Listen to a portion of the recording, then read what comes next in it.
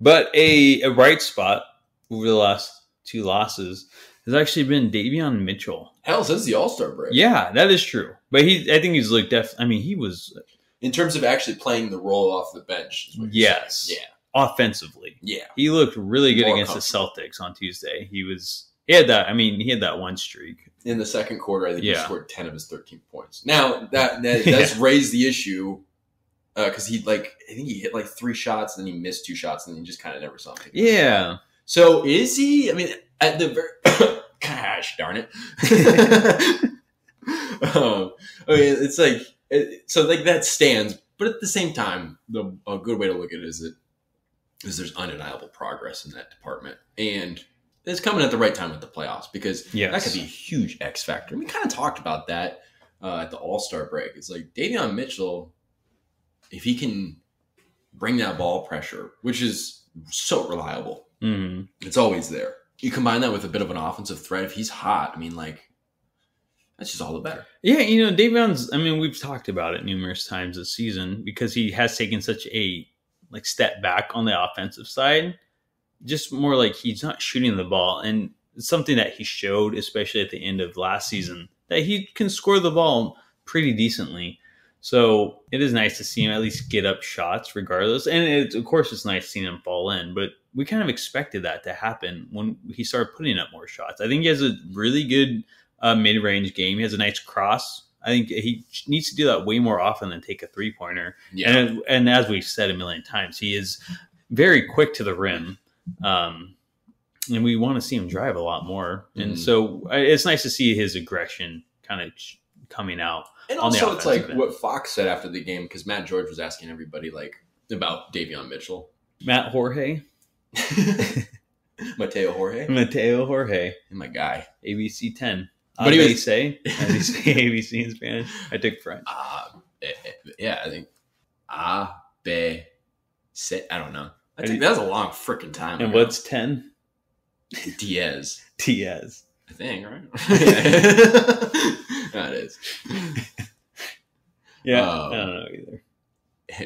Yeah, string that together now. But he was asking De'Aaron Fox about Davion Mitchell. Fox made a good point. It's like, hey, Davion's playing mostly with Domas.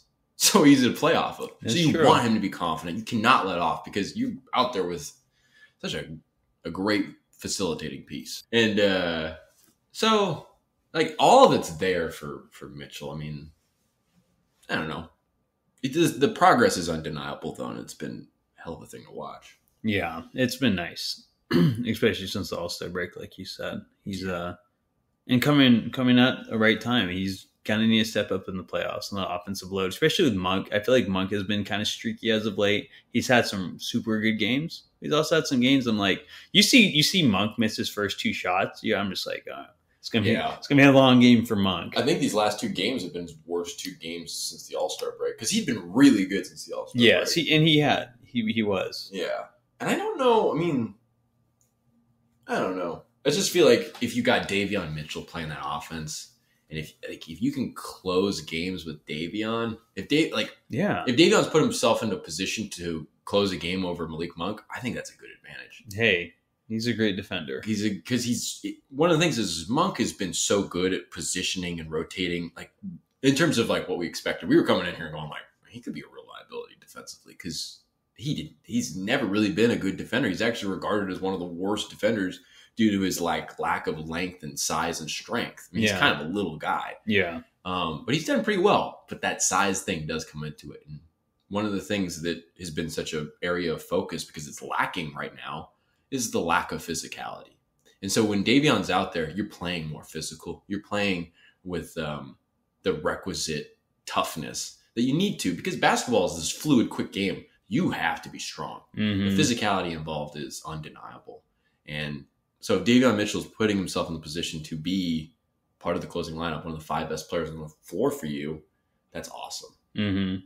But you can say the same thing about Monk because Monk's just so hit big shots, facilitating. That's if he's on, though. I mean, of course. I mean, if Monk's on, if it's his game, then of course. Yeah. But it's that by the time, obviously, by the time of the fourth quarter, do you want Monk out there when he's, 4 for 15 tonight or whatever he shoots. Yeah. When he has those off nights. Yeah. Those off nights. You go to off night. That's right. Yeah. Hey, there you go. Yeah, but Davion, I mean, you want to keep seeing him grow because it's like if he can come into next season, granted that nothing really changes, they don't move him or anything like that, you'd really want to expect some major steps up in terms of his role as the backup point guard. Mm-hmm. And even more facilitating even. Yeah.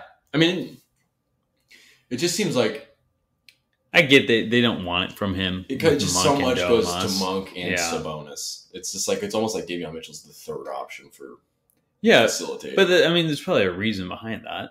True. Because he's not on the level of Monk. Yeah. So I mean, Monk's so aggressive about getting inside. Yeah. He's formed such a nice duo with Sabonis. It's like you see Sabonis 2-man games with Monk, with Herter, with Fox, with Murray. You maybe want to see more with Mitchell. Yeah. He's quick. He's a great cutter. He's a great finisher. Mm-hmm. He's been really using that mid-range, the pull-up that mid-range so well lately. Great ball handler. He's a great ball handler. He really is. Yeah. He gives Fox a run for his money, I think. Mm-hmm. But Davion Mitchell, I mean, like it's kind of been one. Dave Mitchell. Mitch. He's just one of those guys that amidst these last two games, it's like, well, he's been a present. One of those bright spots. Yeah.